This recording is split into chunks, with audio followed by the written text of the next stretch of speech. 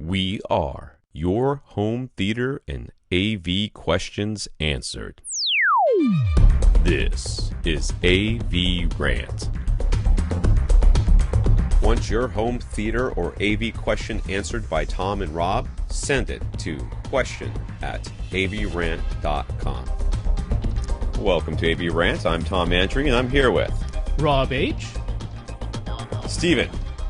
Steven is having a debate with his install team about proper wiring methodology for a distributed audio system. The question comes down to home running all speakers to the tech closet versus home running only the first speaker in each room and daisy chaining the second speaker in each room to the first. The difference would be having true stereo sound versus simply less work wire to pull the second wire. But if the cost of the wire is no consideration, is there any justification for daisy chaining and home running all speakers? What are our thoughts? What side is the logical, appropriate, professional interpretation? Fewer amps. That's the other side. That's not the going to other be an side. insignificant cost. That's not, yeah. Well, you know, I am of the opinion, and this is probably just me, and if you can everybody who listens to this podcast and Rob can feel free to disagree with me. In whole home audio, I don't want stereo. I don't even know if this is whole home. This sounds like it's for like a work environment or something. Yeah, I kind of want mono.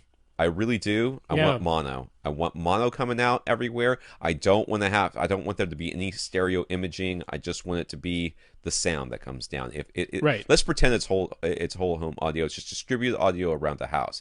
I would still want mono. Yes, you can put stereo speakers up, and if if they're like outside speakers and you've only got two, fine, make them stereo. But I don't want to walk through a house or walk through an area and have the stereo image get weird as I go from one side to the other. I want it to be mono throughout the entire area, because this is not about stereo imaging. This is not about getting this good center image or this clarity. This is about being able to hear everything. And frankly, there are more than a few songs that are out there that's going to show up in Pandora and other places where there's very distinct delineation between left and right, where one voice will come. And I have a song like this where it's an acapella, almost acapella. Is it acapella? I think it is acapella. Anyways, I got it from the 61. This song that I downloaded from the 61, and it's like a round with three different songs are being sung all at the same time. So there's a stereo image in the center of a girl singing one song, and then in the left speaker there's a guy singing a different song, and the right speaker there's a girl singing a third song,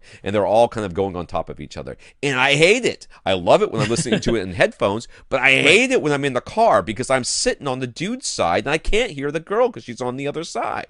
I mean, I can hear her, but she's significantly more quiet than the guy is because I happen to be sitting next to that speaker.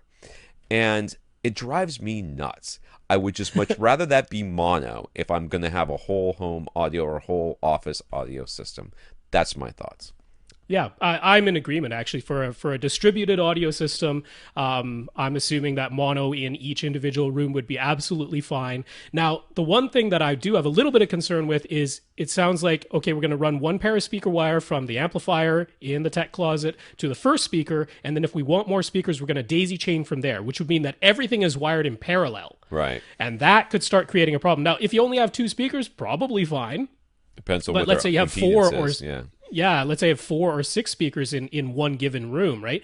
The only thing I would be concerned with is make sure you use proper series parallel wiring, whatever you need, to make sure that the impedance load seen by the lone amplifier channel, you're going to have one amplifier channel per room. That's a huge cost savings, potentially. I don't know how many rooms this is, but potentially that's the cost savings. So, but to me, it makes sense, one amplifier per room, and you wire up however many speakers are in each room, in series parallel wiring, depending on how many individual actual drivers are in each room. But to me, that makes the most sense. Yeah, and it's funny too because I've seen this done before where they'll have multiple speakers in one room all connected to one amplifier channel. And what they actually do is they wire some of the speakers they flip between series and parallel so the impedances end up matching when it goes back to the amplifier. So if your installers know what they're doing, they're going to talk you through this and say, we're going to make sure that when it hits that amplifier, it's going to be 8 ohms. There's 16 speakers in this room. They're all off of 1 amp, but it's going to be 8 ohms when it hits that it hits that speaker because we're in this many in series and this many in parallel and blah blah blah, and don't worry about it. So that's my take on it.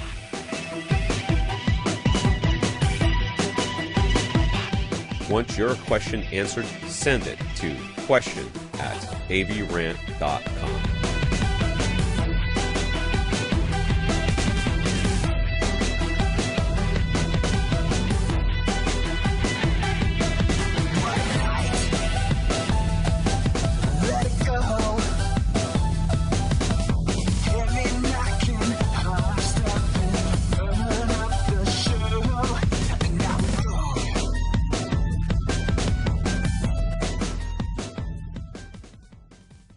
This is AVRant.